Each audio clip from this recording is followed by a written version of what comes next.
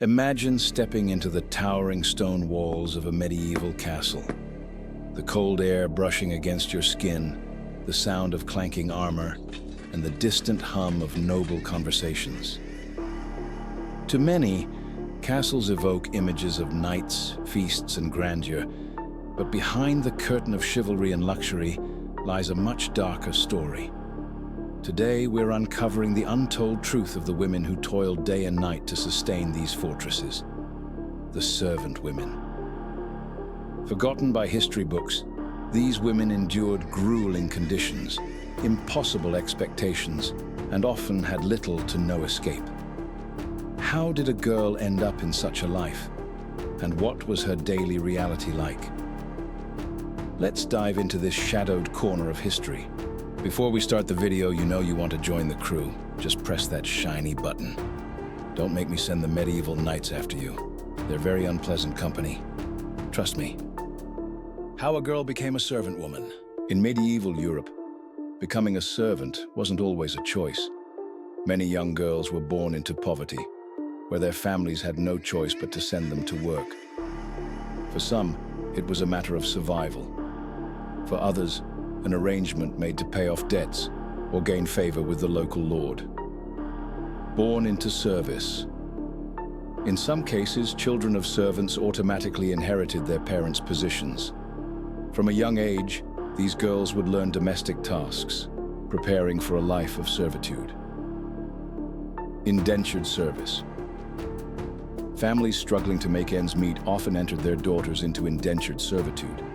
This meant working for a noble family for a set period, sometimes in exchange for food, protection, or a meager wage. Kidnapping and coercion. Sadly, some girls were forced into servitude through less voluntary means, such as being kidnapped by bandits or sold into service by unscrupulous traders.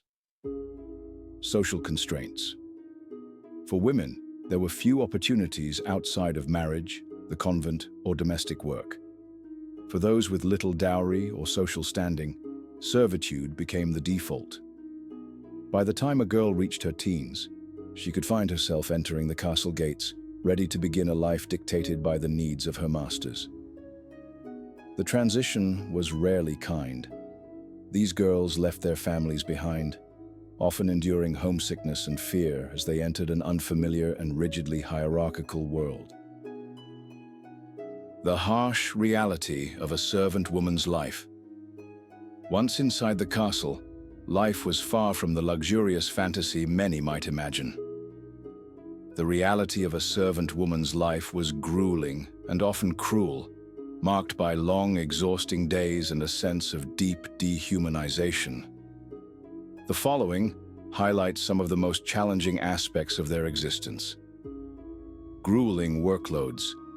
Servant women were burdened with an endless stream of tasks that stretched from before dawn until the late hours of the night.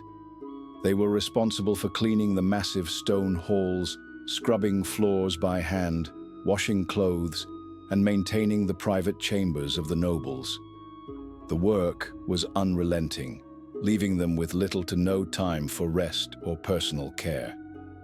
Their every waking moment was consumed by the demands of the household, and the few moments of respite they found were fleeting. The kitchens.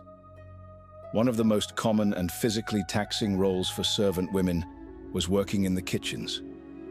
The conditions were brutal, working in smoky, overheated rooms with minimal ventilation. They spent hours chopping vegetables, stirring boiling pots, and preparing meals for the entire household. The constant exposure to heat, smoke, and the heavy physical labor took a toll on their bodies, often leaving them exhausted and worn out. Clothing and laundry. The task of maintaining the elaborate and expensive clothing of the nobility was another relentless duty. Washing clothes was done in cold water, often in nearby rivers or communal wash basins no matter the weather. This process was backbreaking and tedious, but the clothes had to be spotless for the nobles who demanded perfection. Every stain or imperfection could bring harsh consequences for the servant women, leaving them under constant pressure. mistreatment and abuse. The relationship between servants and their employers was rarely one of compassion or respect. Servant women were frequently subjected to verbal abuse, harsh physical punishment, and, in some of the darker corners of medieval society, exploitation.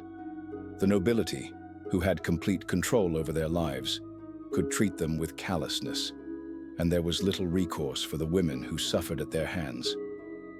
Health and hygiene. Castles in the medieval period were notoriously filthy places, with poor sanitation and a lack of modern hygiene practices. Servant women were exposed to a variety of dangers, from diseases and vermin to the constant risk of injury from handling dangerous tools, hot liquids, or heavy equipment. Many suffered from chronic illnesses and physical ailments, yet the medical care available to them was minimal or non-existent, leaving them to cope with their pain in silence. No privacy or freedom. Servant women lived in a constant state of surveillance. They had no privacy to call their own, and their lives were controlled by the whims of their masters. Their sleeping arrangements were cramped, often in dark corners of the castle near the kitchens or storerooms, where they had to endure uncomfortable conditions and a lack of personal space. The pressure to conform to the strict social hierarchy left them with little room for autonomy or personal relationships, further reinforcing their sense of isolation and despair. Despite the overwhelming hardships of their lives, servant women found solace in the connections they formed with one another.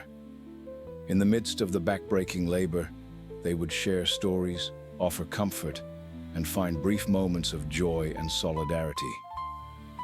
These bonds, though fragile, were often the only source of emotional support and companionship in a world that seemed determined to break them. For many, these fleeting moments of connection were the only thing that made life bearable amidst the harshness of their daily existence. The lives of servant women in medieval castles were far from the fairy tales we're often told. These women were the invisible backbone of the grand estates, enduring unimaginable hardships to maintain the comfort and power of the elite. By understanding their struggles, we not only shed light on an often overlooked part of history, but also honor their resilience and strength. Next time you think of medieval castles, remember the women whose labor kept them standing. Their stories deserve to be told, remembered, and respected. Until next time, my fellow wanderers, may your curiosity guide you on new adventures. See you in the next video, here just on History of Us.